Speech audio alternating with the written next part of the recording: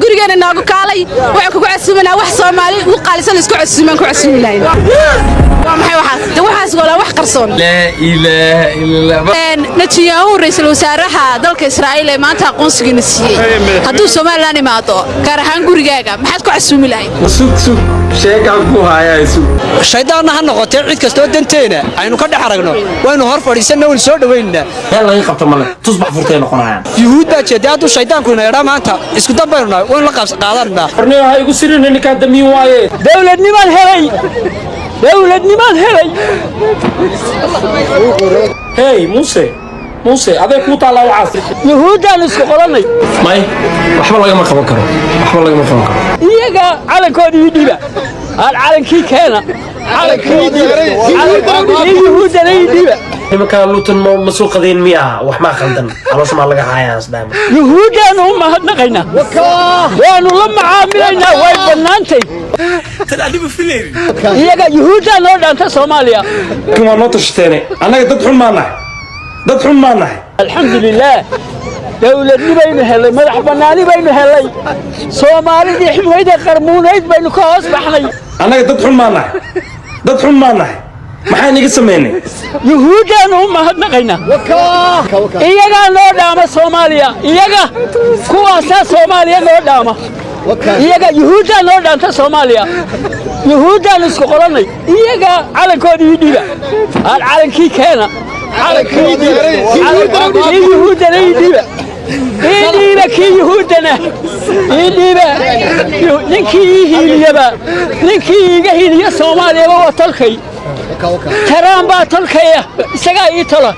حالان كد مين ugu fogaan kari waa Soomaaliya mid ugu fogaan kari waa iska soo qaatay gabarka iska soo qaatay dhig beesheeda iska soo fadhiistay alaabta iska daartay dhac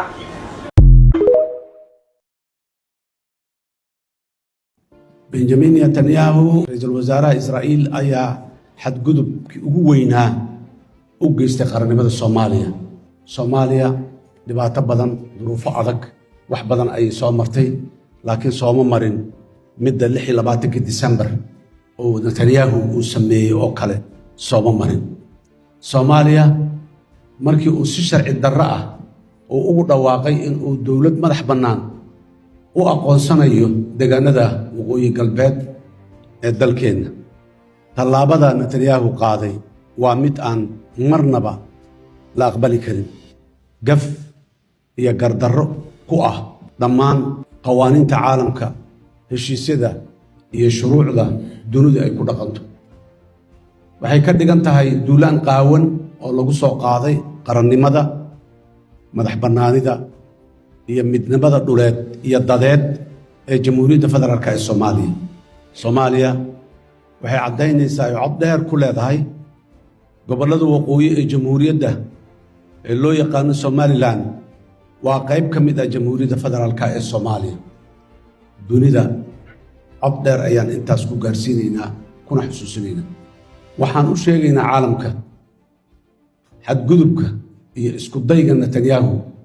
ee kala qaybinta Jamhuuriyadda Federaalka ee Soomaaliya inuu khatar ku yahay xasiloonida iyo deganaanshiyaha caalamka iyo midka gobolka waxa uu na dhiirigelinayaa kooxaha xagjirka ah iyo dhaqdhaqaaqyada gooni u goosadka ee ka jira ama ka jiri kara gobollo badan oo caalamka ka mid ah oo ay hami gelin doonto in ay xumaanta iyo kala go'go'u ay suurtagal yihiin waa arrin aan si adag uga digayno shacabka Soomaaliyeed siyaasiyiintooda culimadooda hormuudkooda bulshada waxay muujiyeen sida ay uga go'an tahay ka hortagga ku xadgudubka qarannimadooda taas oo fariin cad u ah Netanyahu iyo kuwa la midka ah iyo in ay u goobi doonaan isku daygooda guracan waxaan si weyn ugu mahad celinaynaa dalalka aan saaxiibada nahay iyo kuwa aan walaalaha nahay iyo hay'adaha gobolka iyo kuwa caalamka ee sida adag uga hor yimiday xadgudubka uu ku kacay Netanyahu aniga laftarkaygu Israa'iil baa ka yimi asalkeenu xageenu ka nimi reebin Israa'iil baynay balka soo saar Soomaaliya quraanka Muuse Biixi wuxuu yiri qarannimadu waa geed ku baxa dhiiga geesiga soo waxa garateen ma aha annagu halkan waxaan ka salaamanaa walaalaheena reer Israa'iil afar nabi baa ka soo bixin nabi Yuusuf ku jiro soo waxaad garatay ma uu nabi Yacquub ku jiro aniga laftarkaygu Israa'iil baa ka yimi asalkeenu xageenu ka nimi reer bani Israa'iil baynay quraanka imisa jeer baa lagu sheegay reer bani Israa'iil bal ka soo saar Soomaaliya quraanka xagee kaga jirta walaal ilaahayba quraankeedu kuma sheegin reer bani Israa'iil quraanka lagu sheegay oo Soomaaliya ku fadhiiso